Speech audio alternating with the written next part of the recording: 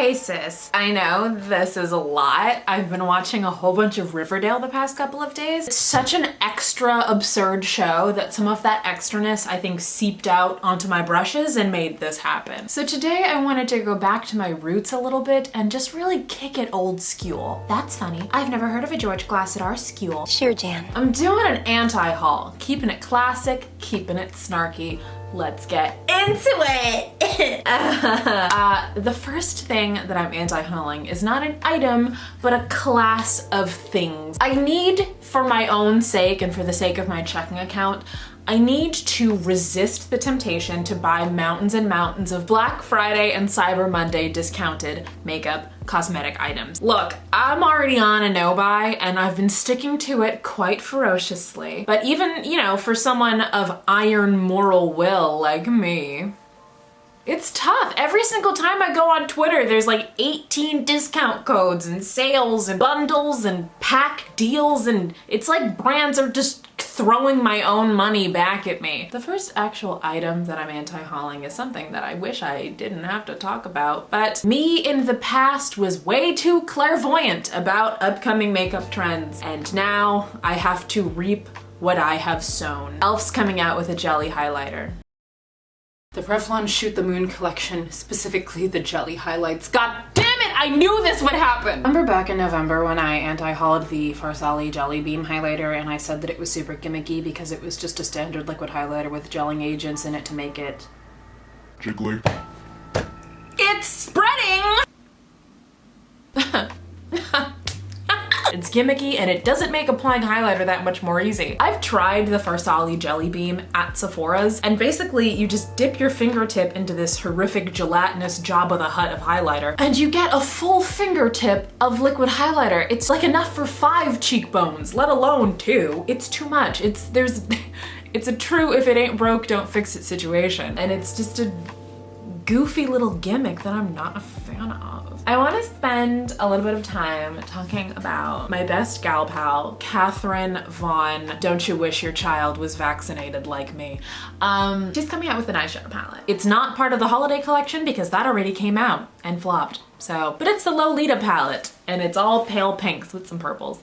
I'm gonna be honest with you, I love pink eyeshadow and I love purple eyeshadow, and if this collection of colors were released by another brand, I might be interested in it. What's popping? To be quite honest, I don't really have the time nor the wisdom to really get into the ways in which the original intent of the novel and the original intent of the Lolita subculture of fashion has been twisted over time and altered to mean something else and to, you know, have a connotation. It's not really what I'm here for. Like, I'm not, I'd have to read at least one Wikipedia article, and I have not done that. So Kat Von D is just really great at picking names for her products that make people go, oh, that's my analysis. That's not really like my place. I look like the Grinch. Foreshadowing. Speaking of Catherine, she's releasing a pack of 5 of her liquid eyeliners. You want to talk unnecessary? This is that. Listen, I consider myself a bit of a liquid eyeliner aficionado, a connoisseur, if you will, who I believe lived during the late Cretaceous period. In fact, I made an entire 11-minute video a couple months ago about my eyeliner related opinions. I don't know why you'd want to get 5 liquid eyeliners of different tip types at the same time. If you use a lot of liquid eyeliner, you may find that you find a tip type that you really prefer, and when you do, you're unlikely to really deviate from that unless you're really, really interested in trying a lot of new products. I definitely am being like unnecessarily harsh on this because I really don't like Kat Von D, and I think that this is unnecessary. I don't know why you would ever want to pay $88 to obtain 5 liquid eyeliners at once. That's my whole thing. Moving on. A couple of you sweet baby angles tagged me in pictures of ColourPop's holiday collection palette, the Chasing Rainbows palette, saying, "Isn't this what you wanted? It's a brand palette from ColourPop." And my harpy ass fired back, "It's not what I want!" Like, I was so aggressive, I'm sorry. It's cute. It's a step in the right direction for ColourPop. It's not a step in my direction. It's like so close to what I want, but it's not what I want. I want a rainbow palette. You know, it's called Chasing Rainbows. It's like not a rainbow in there. It's just my own thing. It's not enough. I want more more fun. I want a red and a green. Ooh, and a dark blue. I just want more from this. I want to talk about the other high profile release from ColourPop, the Bretman Rock collaboration collection. I'm not gonna talk about the whole thing with the glitter gels and how ColourPop and Bretman may or may not have stolen the formula from Lemonhead LA, an indie brand that also makes glitter self-adhesing gel. Listen, I'm not beauty truth sleuth here for the mango tea Peter, whoever the dramas that are talking about it. I don't care. I don't watch drama channels. I don't care. I want to talk about the actual like makeup in the collection and why I'm not gonna buy any of it, even though I tweeted about wanting products from this. Full disclosure, I don't watch Bretman Rock. I watched him back on Instagram, but that's kind of it. Apparently things are going well. That blue palette, that's a cool palette. Tonally and aesthetically, The red palette reminds me a lot of ColourPop's Yes Please palette. ColourPop's Yes Please palette reminds me a lot of the Natasha Denona Sunset palette. So, transitive property, I don't need to buy this lit palette because I don't need to buy the Yes Please, because this is a full-on flex, I'm so sorry. Because I a little bit ever so slightly own the Sunset palette now. We out here popping the biggest bottles. Thank you to my sweet angel of a subscriber, Wendy, for sending this to me. I will say this, I've seen a lot of people say that the Wet n Lit palettes are like exact dupes of the Mar and Soul palettes ColourPop put out a couple months ago. And to that I say, which Mar and Soul palettes are y'all talking about? Because I don't think these look anything alike. The Mar and Soul palettes are largely bronze neutral palettes, each with a pop of turquoise or red. And these are largely reddish or blue toned palettes with maybe a pop of neutral. Doesn't matter, I'm not buying anything from this. ColourPop is like a Pringle situation for me. Once I pop, I overdraft, so we can't. You know what? It wouldn't be an anti-haul without a little bit of sour. Or I guess I could also say a little bit of tart. Oh my god. Tarte's releasing the Tarteist Pro Remix palette. You know what? I'm not even gonna be that mean. It's fine. If you have the other Tarteist Pro palettes, or really any Tarte palette ever, they're really neutral. They're super neutral. Soups, newts, if you will. And they'd probably pair really well with this because this actually has pops of colors, which is semi-rare for Tarte. You know where else you see fun, bright colors from Tarte? In the biggest self-own of all time, the Icy Betch April Fool's palette. I know that this was several months ago, but it's still so funny to me. Because I just think about like, what boardroom conversation led to the creation of that April Fool's joke? I'm just imagining the boardroom at Tarte just being a bunch of like 42-year-old women, no shade to any 42-year-old women who watch me, but like a bunch of 42-year-old women in like business athleisure who are all named Barbara. And they're like, okay, so guys, April Fool's is coming up and we here at Tarte really want to do something fun for the holidays. So does anybody have any funny ideas? I think I've got something. Yes, Barbara, what is it? So Barbara, listen to me, stay with me. This is a wild ride of comedy. What if, now listen, what if we put out an eyeshadow palette that was just blues and greens? Blues and greens?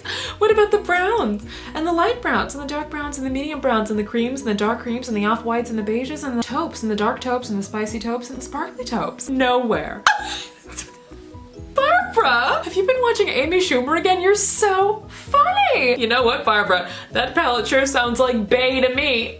I can't imagine the conversation went any other way. That's the greatest self-own of all time. This whole year was just an L for Tarte, and I think that's really funny. Last note on this palette, it does the thing that I hate when palettes do, where it has a color on its outer packaging that's not in the actual palette itself. Where is this bright, beautiful Barbie pink? Tarte. BH Cosmetics. BH Cosmetics is a brand that I quite enjoy. They make what I consider to be my favorite of my eyeshadow palettes, the Zodiac palette. Recently they announced via Instagram that they're releasing a bit of a companion to this sweet baby angle right here.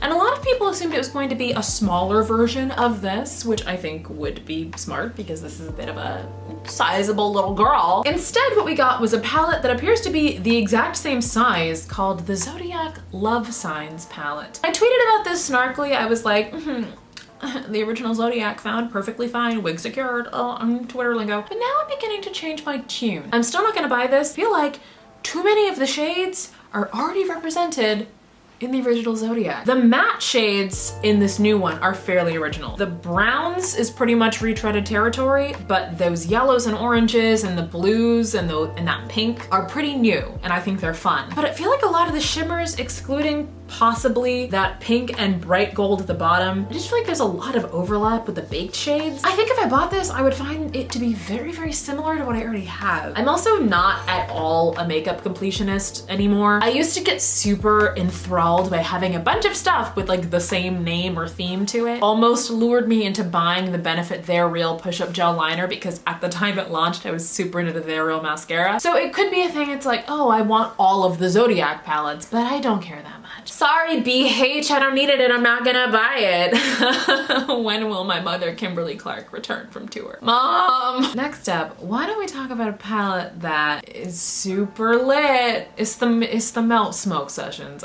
Lit like weed, like when you smoke weed, when you light up that sweet, sweet ganj, you get absolutely top tier zooted off of that sweet, sweet thickums kush. You know that feel? That feel when you're high. My face when I'm high. My hair looks like weed. My hair looks like weed. Oh, my hair looks like a nug. Wait, no, my hair literally looks like weed. I'm going to cut off my hair, put it in a bag, and sell it to college freshmen. I know that weed is controversial. I don't smoke weed because literally this is why I'm really bad at using lighters. They hurt my thumbs. I think that this is like a fun, cute little selection of colors. It also has the exact shades of gold that I actually like. I'm not picking it up just because like, I'm actually pretty satisfied with my collection of green and gold shadows at this point in tempo. Also, as much as I think these shimmers are lovely and pigmented and like pretty and icy and like whatever, if this had like a really solid collection of saturated, deep, foresty green, like woodsy, mossy mattes, so yeah, I think that this palette is fun, but not really what I'm looking for, so I'm not gonna pick it up. Guys, do you think the people who run Melt smoke weed? Smoke weed every day. Smoke weed every day. Smoke weed every day. All right, Miss Buttercup, let's wrap this mother up. Let's talk about a little brand I like to call Pure Cosmetics. Now, Pure Cosmetics is doing something really cool and they are partnering with the new Grinch movie. It's in theaters everywhere right now. I really want to thank Illumination and Pure Cosmetics for sponsoring this portion of the video. I saw the movie, you guys. I think it's so funny. I love when Band-Aid tennis match voiced the Grinch. He was so funny. I loved it. Pure Cosmetics has released a Grinch palette, which makes sense to me because Illumination, the company that's making the Grinch, has one of the most aggressive marketing departments I've ever experienced. Illumination is also behind the Minions movies, and I don't think any of us could go through our lives during the past couple of years without experiencing Minions in some way. So whoever's in charge of marketing there, they get it done. This Grinch palette, let's talk about it. There should absolutely be more green in a Grinch palette. The colors seem kind of dull and muted and desaturated. It looks like something I would have bought from Bath & Body Works in 2005. That's not what we're here to talk about. You know what we're here to talk about? Is packaging. Somebody should have lost their job over this. This is the worst thing I've ever seen in my life. The actual physical palette itself looks like somebody went to CVS the day after Valentine's Day, bought a 50% off box of Russell Stover's chocolates, emptied it out, glued a bunch of eyeshadow pans in there, and then hot glued the whole thing to a pink, like, plastic cutting board. The rest of it looks like somebody took an antique jewelry box and just like Mod Podge glued a bunch of pages and pieces of a children's pop-up book to it. This is unprecedented. You know what I'm saying? Like, it fundamentally fails as a palette because you have to slide the whole thing out to actually access the shadows. And by the way, that little red placard that the palette's on is not connected to the box. It slides all the way out. So you just have like a little artist palette full of terrible eyeshadows. The benefit of having a mirror on an eyeshadow palette is that like, oh, here's a little like portable vanity. Here's the mirror, here's my shadows, glamour. With this, the mirror's here. You have this freaking third grade diorama in the center, and then the palette is down here. Like, I don't How am I supposed to go on? I've been thinking about this, kid. The only other product that I've ever anti-hauled that has haunted me to the point that this has is the Too Faced highlighter bronzer from the festival collection back in the spring. I'll be in line at CVS buying quinoa puffs and I'll think to myself all of a sudden, I'll get like a brain blast, but in a negative way. And I'm like, who wants like white shimmer in their bronzer? I've been thinking, I think about this every day. I think about this every day. I think that this is the ugliest thing I've ever seen. You know what? I have seen a photograph of Donald Trump. I think this is the second ugliest thing I've ever seen. I know it's easy to, you know, get sucked into things that try to package and sell nostalgia back to us. I loved the Grinch movies. I get it. But I'm gonna say the same thing about this that I said for the ColourPop Disney Designer Collection in my most recent Chatting About Products Releases video, which is basically just an anti-haul. Just like watch the content. If you are feeling nostalgic for the Grinch or for Disney or whomst ever, rent it, you know? Hit up Hulu, hit up Netflix, hit up a library, obtain it, watch it, get in your feelings. Don't buy a $42 hideous palette to commemorate your love for the Grinch. By the way, I wanna point out, I have visited the webpage for this product like every day just to look at it, and yesterday, this was out of stock. It's in stock now, but it was out of stock yesterday, which means people are buying it, hopefully to destroy in an homage to Office Space. Please tell me you are not purchasing this palette unless you're trying to take it out to a field and destroy it with baseball bats while Still by the Ghetto Boys blasts in the background. I'm begging you. No one deserves this, okay? Benedict Cumberbatch does not deserve this. Dr. Seuss does not deserve this. Jim Carrey does not deserve this. Taylor Momsen does not deserve this. I don't. Listen, I played Cindy Lou Who in an elementary school Christmas play version of The Grinch. So if anybody has the authority to say that this is terrible, it's me. Pure, you crazy for this one. Chia. Thanks, I hate it. Okay. I'm sweating so much because of rage. Thank you for watching. Before you leave, I'm gonna need you to do a quick favor for me. Number one, don't buy this Grinch palette. Two, if you could go ahead and have an amazing day for me, that would be super festive. And please consider bubbling to my channel. If you would like to engage with me betwixt uploads, you can follow me on Instagram and Twitter at Nisi Pisa. And I also have a second channel called Extra Nisi Pisa that I've linked in the description where I post music and covers. Okay, bye.